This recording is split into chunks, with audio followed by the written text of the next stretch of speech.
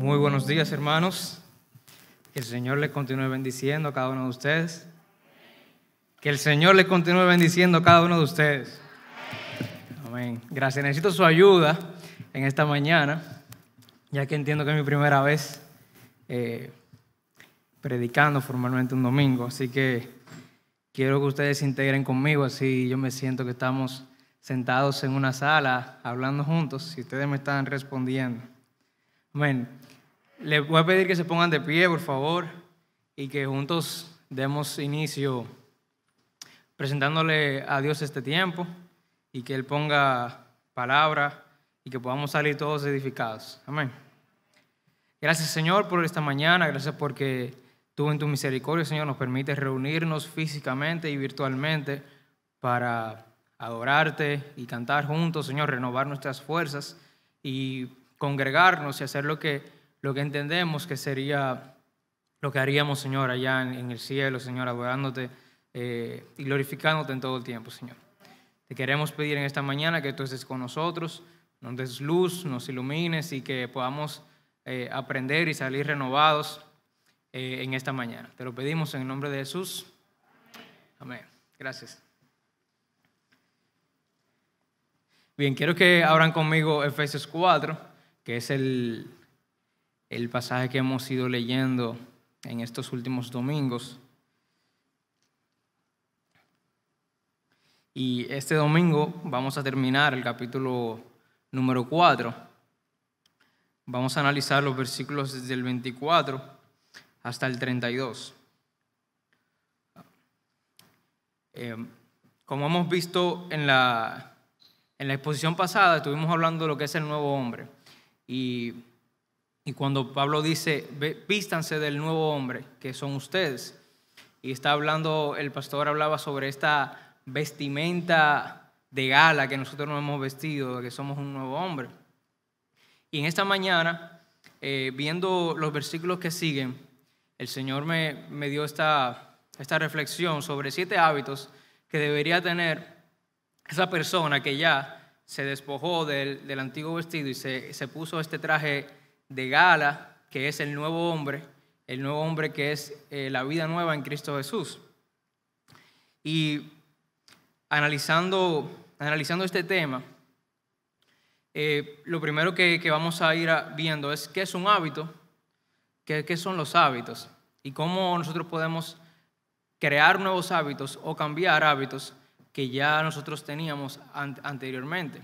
Este es un tema que se habla mucho, los motivadores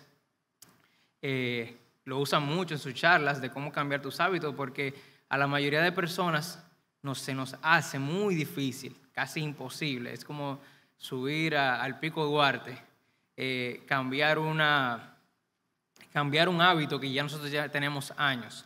Dicen los expertos que hasta el 90% de lo que de nuestro comportamiento está basado en hábitos. Desde que usted se levanta hasta que usted se acuesta, usted hace cosas que nosotros le llamamos como en automático y que ni siquiera nos damos cuenta que nosotros a veces no recordamos si cerramos la puerta de la casa o no, y al final sí la cerramos, pero es porque nuestro cuerpo y nuestra mente ya está habituada a hacer ese tipo de actividades o acciones.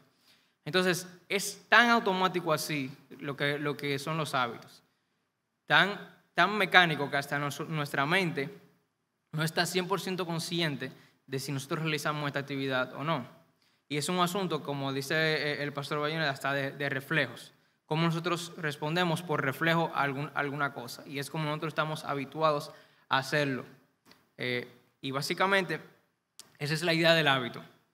Y cuando el pastor Bayoneda hablaba la semana pasada sobre vestirnos del nuevo hombre, y viéndolo desde la perspectiva de crear nuevos hábitos, de tener nuevos hábitos, lo que nos llega es decir, ¿cómo puede ser que una persona que tiene este vestido de gala pueda tener ciertos hábitos que no van conforme al vestido que tiene puesto?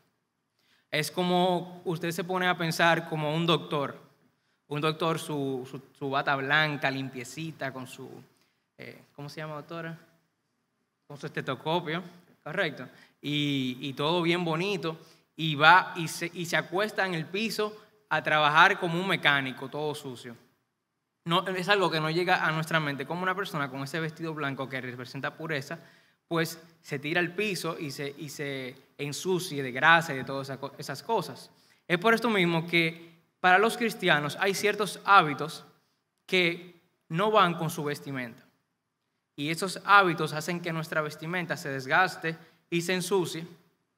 Y al final nos podemos dar cuenta tal vez que no era la vestimenta que nosotros creíamos que teníamos puesta.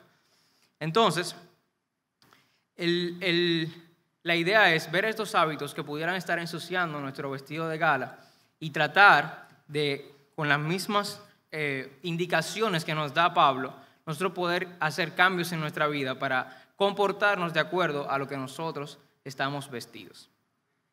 Entonces, cuando estaba estudiando esta semana un poquito, vino un mensaje, estaba escuchando un mensaje en la semana de otra persona, de un pastor, y cuando escuchaba a este pastor, veía que él, la forma como hablaba sobre nuestras luchas con el pecado, entendía o se concluía que tal vez nuestra vida es una vida de derrotas y que al final nosotros nunca podremos ganar la lucha del pecado. Y en cierto sentido es cierto, nosotros no podemos ganar el pecado y no podemos ser perfectos y santos como Dios lo es, que como fue Jesús en la tierra, que nunca pecó. Pero no es la forma como la Biblia nos alienta a que nosotros vivamos y pensemos. Si yo fuera un motivador personal, o estos charlistas que vienen, tú entras aquí y tú vienes a una actividad donde te van a decir, cambia tus hábitos a hábitos buenos. Y yo voy a llegar y te voy a decir, óigame todos, los hábitos no se pueden cambiar. Es súper difícil. Es una montaña que es imposible. Usted me va a decir cuando yo salga de la charla que le devuelva su dinero. ¿Correcto? Entonces, cuando la pedagogía bíblica, que es algo que Alvin y yo siempre conversamos, siempre va a que nosotros vamos en pos de la santidad, en pos de luchar y de ser mejores y ser más parecidos a Cristo. Y esa debería ser la pedagogía, y en base a eso que nosotros debemos analizar los hábitos que vamos a ver, en base a que todo lo podemos en Cristo que nos fortalece, en base a 2 de Timoteo 1:7 que dice, porque Dios nos ha dado un espíritu de cobardía, sino de poder, de amor y de dominio propio. Ese es el espíritu que vamos a estar viendo un poco más adelante, que debemos cuidar como hábito y debemos tenerlo fortalecido como un hábito. Y en base a ese es nuestro fundamento en el que nosotros estamos creando, es el tema de hoy. Bien, ahora vamos a definir lo que es un hábito. Esta fue la definición que yo pude encontrar que va más acorde a lo que nosotros estamos hablando de esta mañana. Dice que un hábito se refiere a un modo especial de proceder, adquirido por reincidencia, repetición o de manera puede ser esporádica de actos similares o iguales y que se crean como una costumbre, una práctica, originando una tendencia instintiva. Y es lo que estamos hablando al principio. Son actos y son acciones que tú haces que luego se convierten en una acción instintiva. Es como tú vas a actuar por instinto. Y si nosotros comenzamos a cultivar, como dicen muchos, hábitos saludables, pues nuestro instinto siempre va a ser a realizar acciones saludables.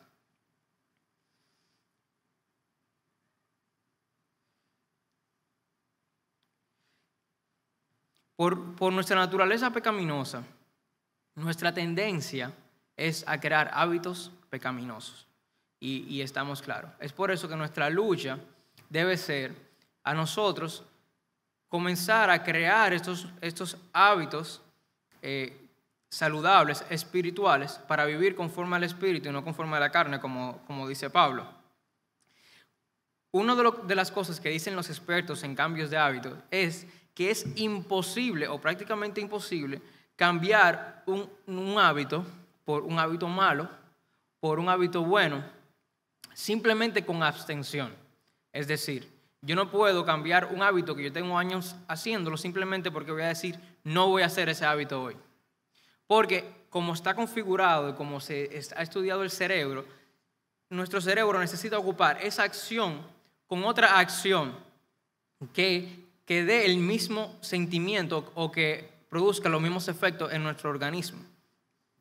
Es decir, vamos a ponerlo un poquito más sencillo.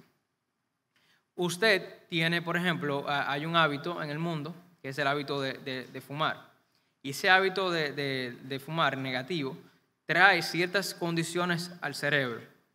Entonces, los expertos dicen, usted no puede simplemente decir, voy a dejar de tener ese hábito maligno, sino que además de dejarlo, tú tienes que ocupar en esos momentos donde entra esa debilidad y donde entra la necesidad de que tú tienes que hacerlo, tienes que crear acciones que probablemente puedan causar el mismo efecto, pero que no te hagan daño. Y de esa forma tu cuerpo va a ir encontrando, oigan esto, encontrando la satisfacción en otras cosas.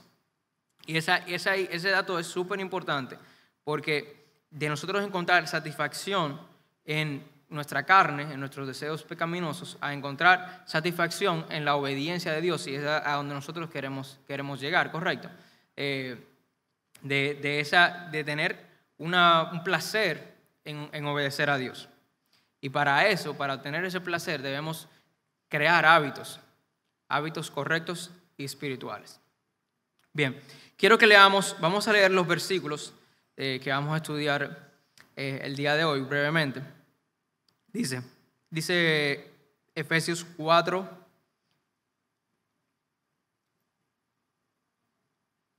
25. Vamos a leer el 24, que fue el versículo del domingo pasado. Y vestíos del nuevo hombre, creando según Dios en la justicia y santidad la verdad. Por lo cual, desechando la mentira, hablad verdad, cada uno con su prójimo, porque somos miembros los unos de los otros. Airaos, pero no pequéis, no se ponga el sol sobre vuestro enojo, ni deis lugar al diablo. El que hurtaba no hurte más, sino trabaje, haciendo con sus manos lo que es bueno, para que tenga que compartir con el que padece necesidad. Ninguna palabra corrompida salga de vuestra boca, sino lo que sea buena para la necesaria edificación, a fin de dar gracia a los creyentes. Y no contristéis al Espíritu Santo, con el cual fuisteis sellados para el día de la redención. Quítese de vosotros toda amargura, enojo, ira, gritería y maledicencia, y toda malicia. Antes, sed benignos unos con otros, misericordiosos, perdonándoos unos a otros, como Cristo también os perdonó a vosotros en Cristo. Es decir, que estos expertos que ahora son estos psicólogos están diciendo algo que ya Pablo hace 2000 años ya la había escrito, y es: no puedes simplemente dejar de mentir, tienes que hablar la verdad. No puedes dejar de robar, tienes que comenzar a trabajar. No puedes hablar maledicencia, tienes que llenar tu corazón de bondad y de palabras sabias para que pueda hacer edificación. Esto ya él lo sabía. Y son de las cosas que nos impresionan sobre la palabra de Dios, la sabiduría que a miles de años después nos damos cuenta que siempre habían estado ahí escritas para nosotros. Y el primer hábito, vamos a entrar de lleno ya con los 7 hábitos que quisiera compartir con ustedes esta mañana. El primer hábito es: habla la verdad. Dice el versículo 25, por lo cual, desechando la mentira, hablad verdad cada uno con su prójimo, porque somos miembros los unos de los otros. Hablar la verdad parece algo bien sencillo. Decir, ok, yo trato siempre de hablar la verdad, pero va un poquito más allá de lo que es no hablar mentira o decir las cosas correctamente. Dice, hay un requisito fundamental para tú poder hablar la verdad, y es conocerla. Dice Jesús en Juan 8:31, si me puedes acompañar allá, Juan 8:31.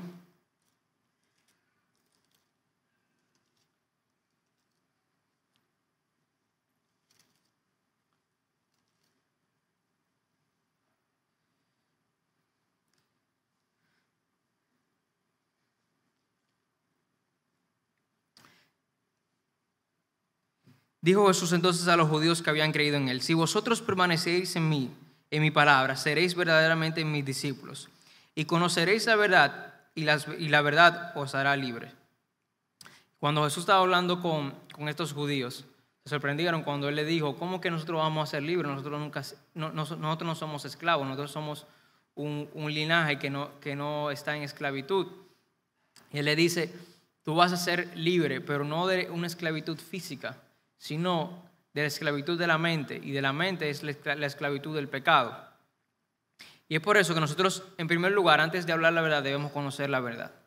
Debemos saber, primero conocer la gran verdad, que es que Jesús, el Dios mandó a su Hijo para que se diera por nosotros y nos librara del pecado, que es el Evangelio, y también conocer la palabra del Señor y conocer lo que de verdad el Señor nos indica aquí.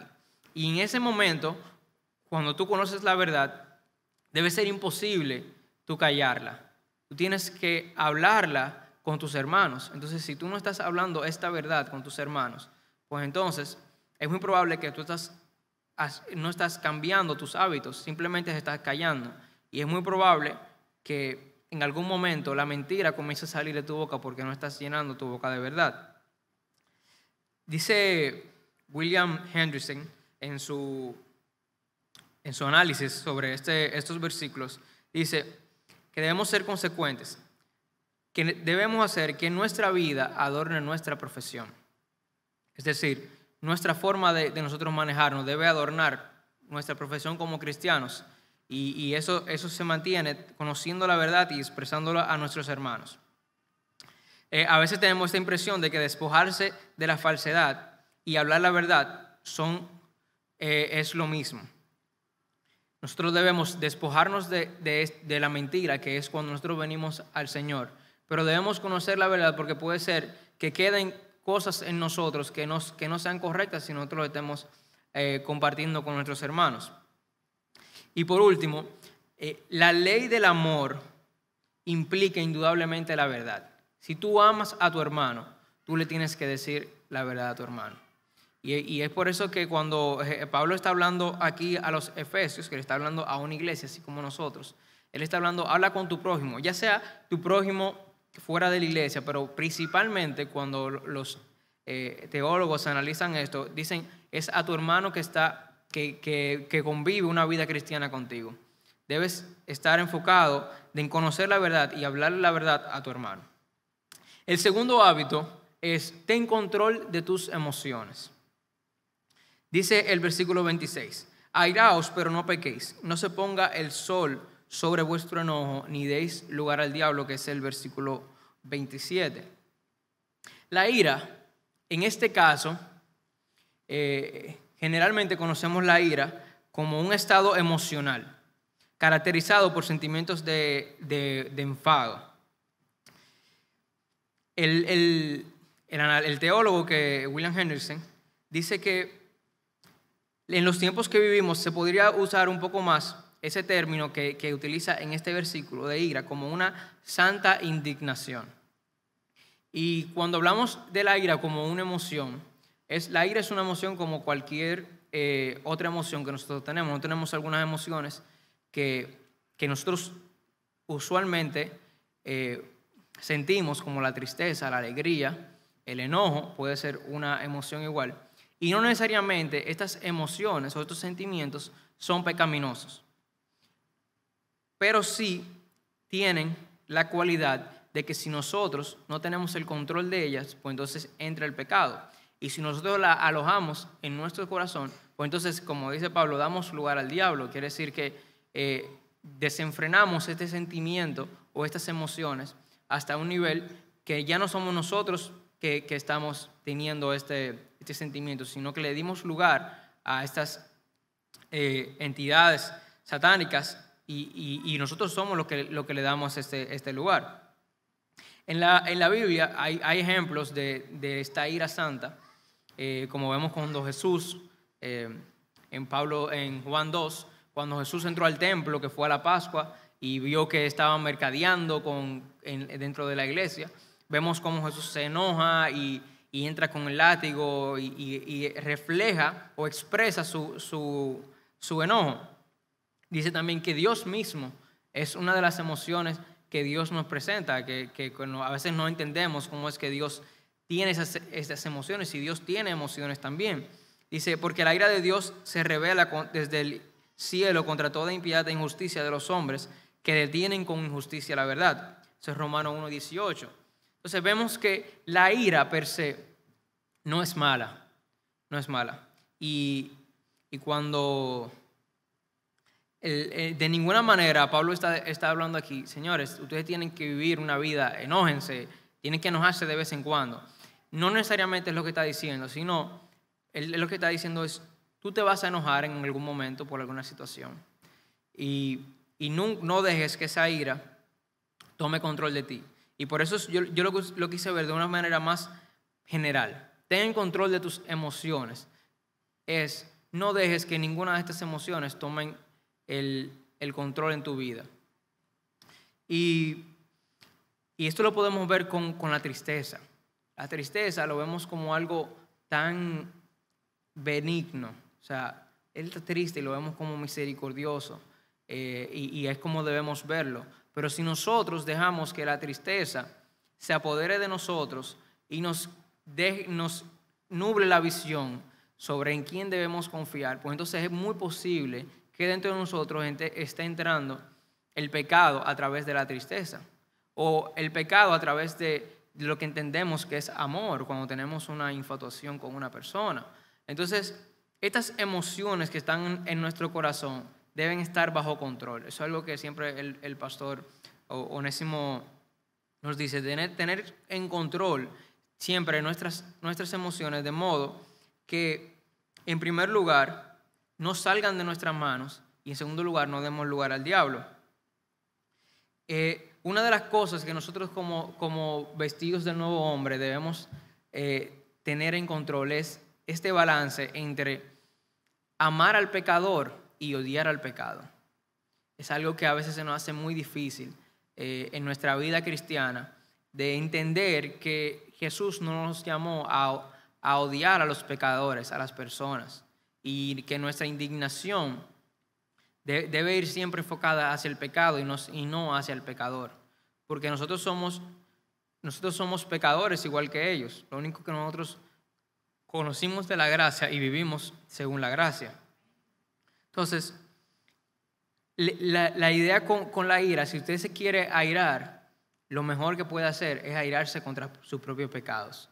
Ese es el mejor canalizador de la ira. Si usted quiere canalizar su ira por algún lado, canalícela a sus propios pecados y autoevalúe cuáles pecados, y vamos a canalizar esa ira que tal vez tengamos por algunas cosas. Algo que en mi vida yo siempre trato de analizar es cuando yo me enojo por alguna razón.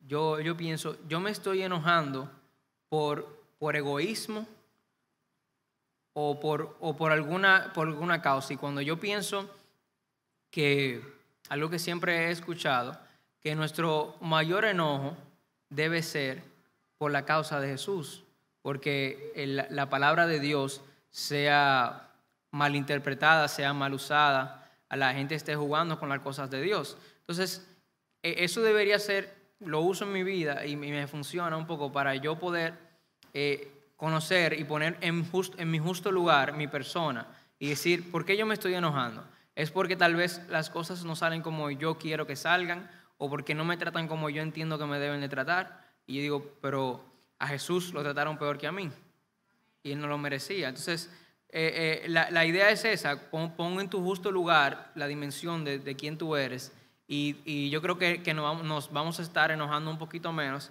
en el futuro. Bien, entonces,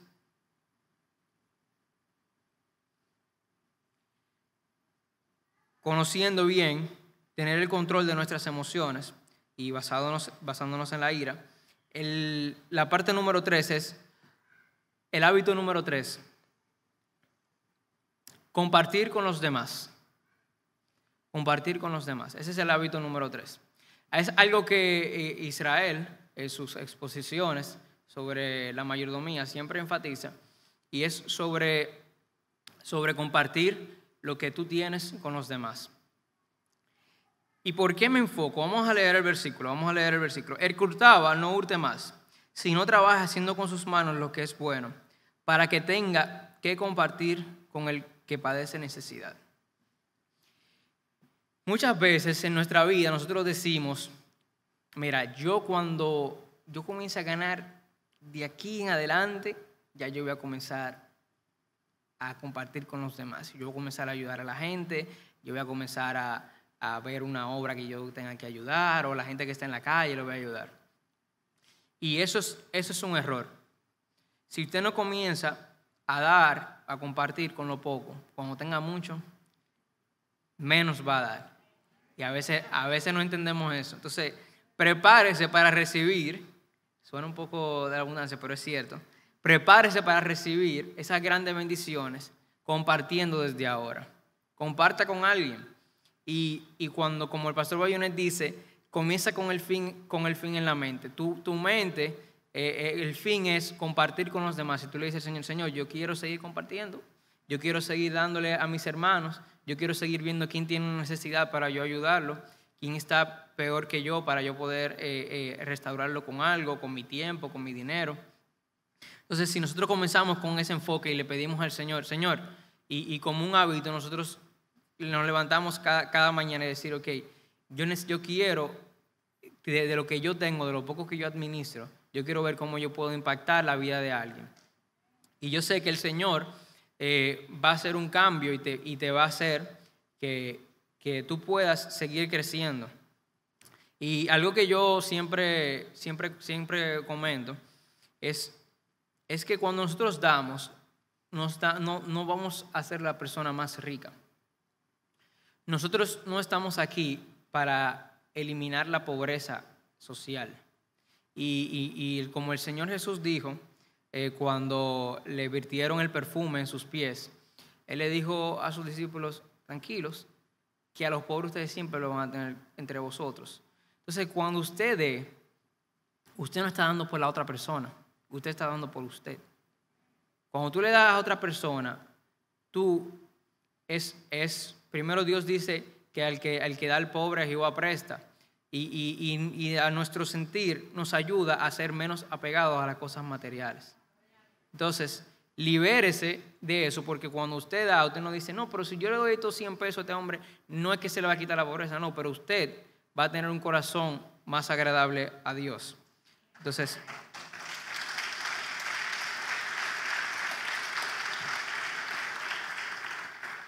vamos inmediatamente al cuarto hábito. El cuarto hábito es, edifica a otros con tus palabras.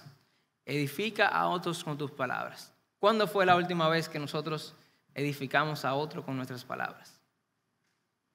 Es por eso que anteriormente no es simplemente dejar de estar en mentira. Cuando nosotros estábamos en nuestra vieja vida, nosotros andábamos en la mentira. Andábamos bajo los dominios del padre de la mentira. Nosotros conocimos la verdad. Ahora, nosotros estamos compartiendo esa verdad. Nosotros estamos edificando a otros. Y la segunda pregunta es, ¿cómo vamos a edificar a otros si nosotros no estamos siendo edificados?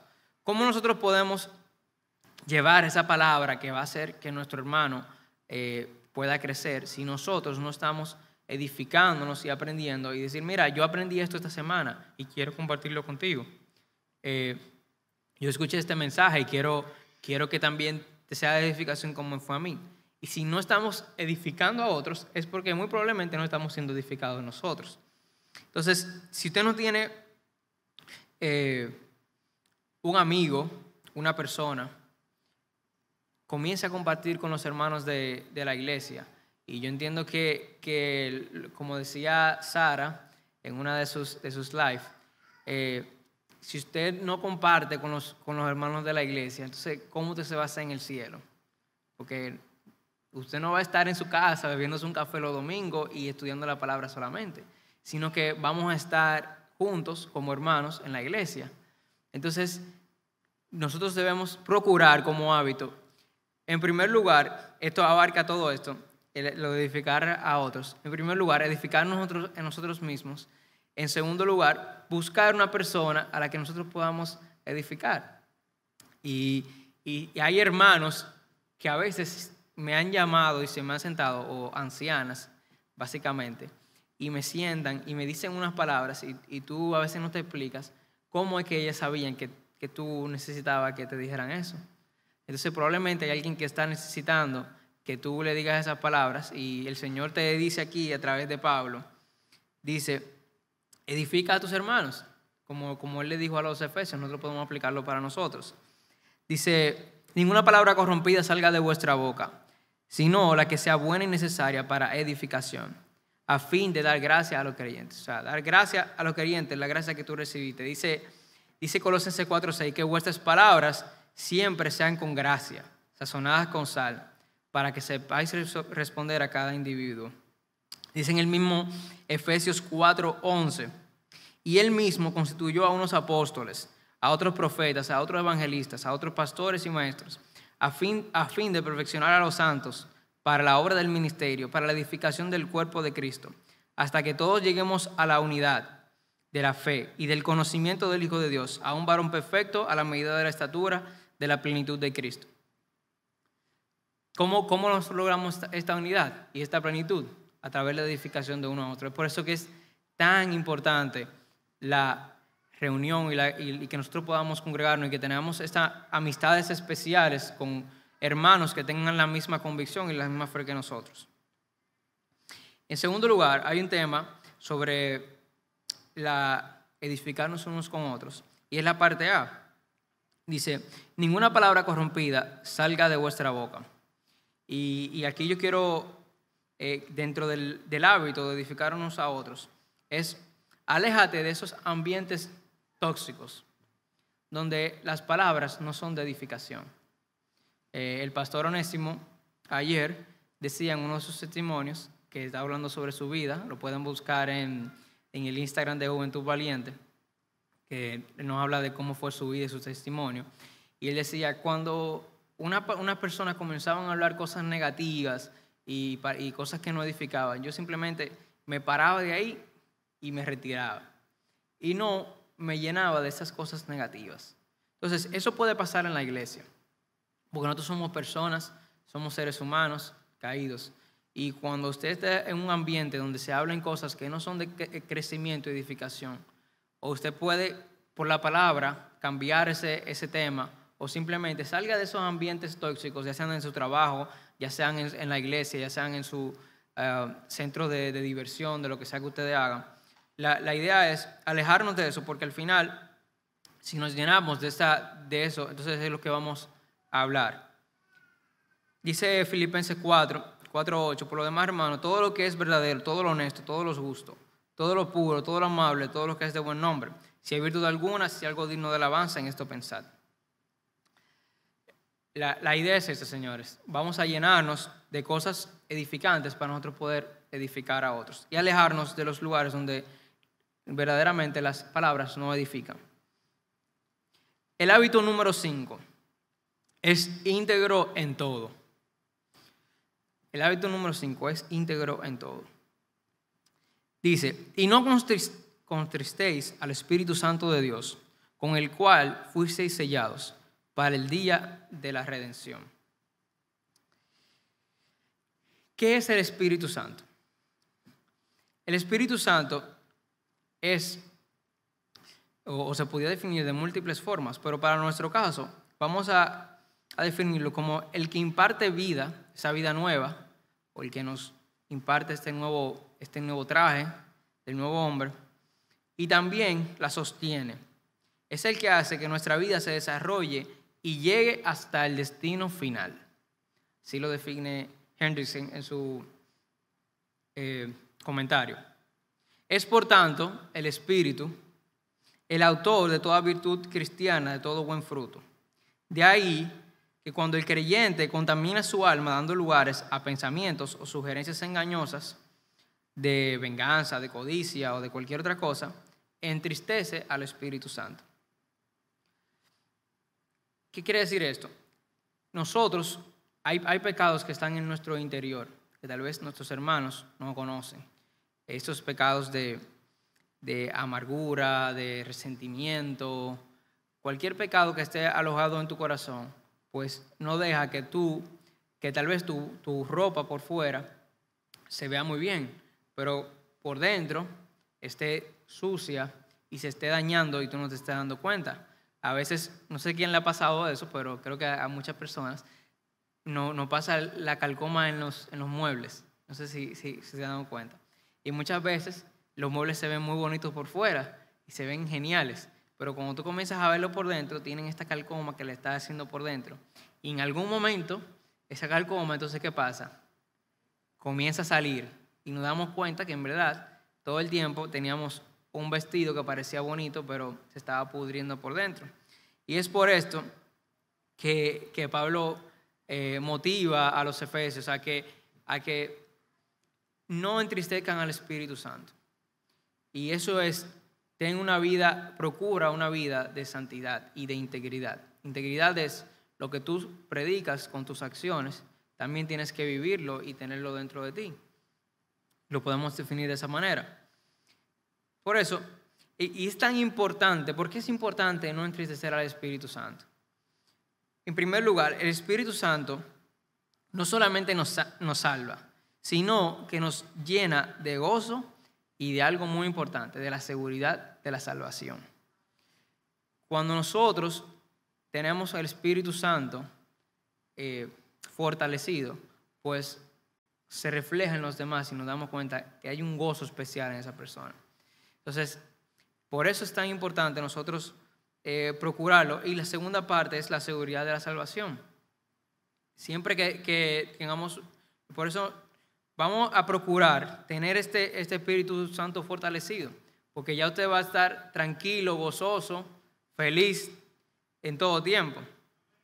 Y la segunda cosa, porque es importante no entristecer al Espíritu Santo, es que el Espíritu Santo no es santo solamente por su característica de santidad, sino porque es la fuente misma de la santidad. Por eso al principio yo quise comenzar no sé si recuerdan, con la base de que nuestra forma de hablar y de predicar no es de derrota, sino de victoria. De que nosotros procuramos no entristecer al Espíritu Santo. No es que el Espíritu Santo siempre va a estar triste dentro de nosotros. Entonces, si nosotros decimos, no, lo que pasa es que siempre va a estar triste, pero Pablo dice, no lo entristezcas. ¿Y cómo tú no entristeces? No pecando y escuchándolo y procurando la santidad. Cuando nosotros procuramos esto, pues entonces tenemos esta seguridad y vivimos confiados. El hábito número 6 dice, procura ser agradable a los demás. Procura ser agradable a los demás. Nosotros hemos visto la historia de Jesús, de cómo las personas se maravillaban y todo el mundo quería estar cerca de él en su vida de ministerio. Porque tenía esta, que una vez se predicó aquí, que esa es una personalidad atractiva, una personalidad que maravillaba a las personas y que todo el mundo quería seguir. Nosotros como cristianos, como personas que compartimos con los demás, como personas de integridad, como personas que hablamos la verdad en todo tiempo, pues entonces esas cualidades van a ir adornándonos nuestro vestido de nuevo hombre, y todas las personas, o por lo menos las personas que compartan con nosotros, van a querer estar cerca de nosotros. ¿Y por qué procura ser agradable a los demás? Dice, quítese de vosotros toda amargura, enojo, ira, gritería, maledicencia y toda malicia. Nadie quiere estar cerca de una persona amargada. Usted sabe que hay una persona amargada en la esquina y usted coge la otra esquina para no pasarle por el lado. Dice, si yo paso por ahí, ella va a comenzar a decirme todas las cosas malas que le han pasado en el día, que se le acabó el ace para lavar, que se fue la luz y no pudo planchar. Entonces, nadie quiere estar cerca de una persona amargada. Por eso le dice, Señor, quítense la amargura, quiten la ira, esta ira negativa, esta gritería, maledicencia, son cualidades de personas que ustedes dicen, Señor, si vamos a compartir todos juntos, eso no puede estar entre nosotros. Entonces, ¿por dónde tenemos que comenzar? Hay personas que entienden que las cosas en el mundo se van a mejorar si comenzamos a cambiar a todos los demás. Por ejemplo, yo tengo que hacer que tú recicles, que tú ahorres combustible, que tú no rompas una mata o que tú hagas lo que sea para que el mundo sea mejor. Pero el enfoque de los cristianos debe comenzar con lo que dijo Jesús: comienza contigo. Nuestro enfoque es: yo voy a ser una mejor persona, yo voy a dar honor a mi vestido, voy a mantener mi vestido limpio, y por eso yo no puedo ser una persona que se aire. No porque él tiene este problema y este problema, pero vamos a comenzar en nosotros, en ser una personalidad agradable, y esa personalidad se va a pegar, como dicen aquí, se va a contagiar con nuestros hermanos, y vamos a ver que nuestras relaciones como hermanos y como familia, con nuestros vecinos, va a ser mucho más sana. Dice Colosenses 3, 12 y 13: vestidos pues como escogidos de Dios, santos y amados, de un corazón de compasión, bondad, humildad, mansedumbre, soportando los unos a los otros y perdonando los unos a los otros. Si alguno tuviere queja contra otro, así como el Señor los ha perdonado, hacedlo vosotros también. Eso es una descripción de lo que de verdad de lo que nos haría ser agradables a los demás. Por último, el último hábito que yo quisiera que nosotros guardáramos y que aprendiéramos de Efesios 4 es perdonándonos los unos a los otros, así como Jesús lo perdonó a ustedes en Cristo. Y este es el perdón verdadero, el perdón que olvida. El hábito de perdonar es esencial para mantener, número 1, un corazón sano delante de Dios, y número 2, una iglesia sana. Dice el versículo: antes bien, sed benignos unos con otros, misericordiosos, perdonándonos unos a otros como Dios os perdonó a vosotros en Cristo. Hermanos, les insto a que nos evaluemos y aprendamos más sobre estas características y estos hábitos de los que son un verdadero cristiano. Yo sé que si nosotros comenzamos a cultivar estos hábitos, pues hábitos negativos en nuestra vida van a ir siendo sustituidos, y nuestras acciones en el día a día pues serán instintivas hacia lo correcto y hacia una vida de una relación más sana y saludable con nuestros hermanos. Así que le pido que oremos juntos. Gracias, Señor, por tu palabra. Te queremos pedir que esta dé fruto, Señor, y que todos podamos vivir en pos de ser mejor cada día, Señor, de tratar de ser mejores hermanos, mejores familia, mejor cristiano en nuestras vidas, Señor. Ayúdanos, danos sabiduría y danos entendimiento. Te lo pedimos en el nombre de Jesús. Amén. Gracias.